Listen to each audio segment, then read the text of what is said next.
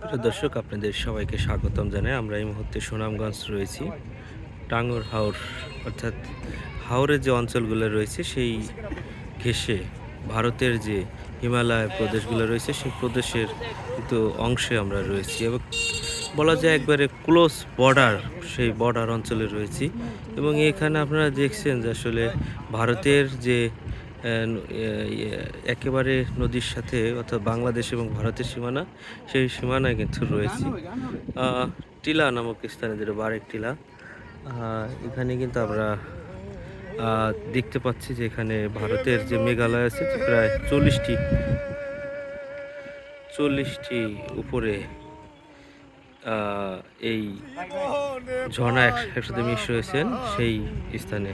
এখানে কিন্তু বিভিন্ন পর্যটক রয়েছে, তারা কিন্তু অলরেডি ছবি, গান, বিভিন্ন কিছু কিন্তু করতেছে।